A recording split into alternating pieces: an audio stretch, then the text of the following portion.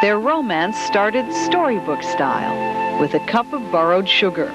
After a few dates, they had set a date and were thinking of starting a family. He didn't think that we should have children. He didn't think that he should have children because of the hemophilia. And so we talked about it pretty much right off the bat. Billy Chitwood was born into a long bloodline of hemophilia. He had a grandfather and 2 brothers with the disease, so it was genetically guaranteed if Billy had daughters, they would pass it on. But then when we had little boys, he was really, really happy. We don't have to fear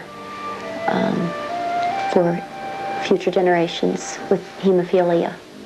Yet it wasn't long into their happy marriage before fear did play a part. The scientists say this probably means they are dealing with some new, deadly, sexually transmitted disease. Researchers are now studying blood and other samples from the victims, trying to learn what is causing the disease. So far, they have had no luck. A clip on the news, and it wasn't named at that point. It wasn't called AIDS. It wasn't called anything. But I remember that, and I remember both of us stopping and looking at each other and knowing. We knew immediately. Frightened Billy might have been infected through blood products, they looked for answers at the state-funded hemophilia treatment clinic at Vanderbilt Medical Center. The attitude was not to worry, that this is some new disease that will pass, and we were told not to worry. No one had the information on the magnitude of the problem. No one knew what caused this new disease called AIDS. No one knew what proportion of people with hemophilia were infected. No one knew any way to prevent it. Other problem that the group... Yet early attempts to gather more information in Tennessee failed. In 1983, after more than 24 hemophiliacs had come down with AIDS nationwide, experts here rejected a proposal to spend money testing hemophiliacs for early warnings of immune suppression. But to screen everybody, they all want to know the answers, and then when they're abnormal, what are we going to do? Patients weren't involved in that state board decision and weren't always kept up to date on information that emerged. The National Hemophilia Foundation issued hundreds of AIDS bulletins, starting with the first patient alert in 1982. But several Tennessee hemophiliacs say they never saw this paper or any others until late in the game. The majority of them will tell you that they didn't know that even AIDS updates were being sent out that early, and that it was 1986 before they even knew what was going on in their lives. We saw the written warnings after Billy had already had pneumocystis pneumonia. All of that documentation had been hidden from us. It had been stopped by Dr. Janko. So all the information that was mailed to the chapter was their responsibility to decide whether to disseminate that or not. Dr. Robert Janko directs the Hemophilia Clinic at Vanderbilt. According to board minutes from the local Hemophilia Foundation, he was the person who decided what printed information to pass along to patients about AIDS.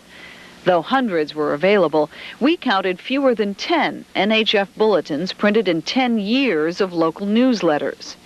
In one that did go out, numbers were omitted to keep readers from knowing it was part of a series. We went out of our way, I believe, in my opinion, to counsel people with the appropriate information as it emerged, realizing that giving them information that would be alarming but not provide them with something positive could have an adverse effect. But there are also different recollections on the issue of AIDS testing, which became available nationwide in 1985.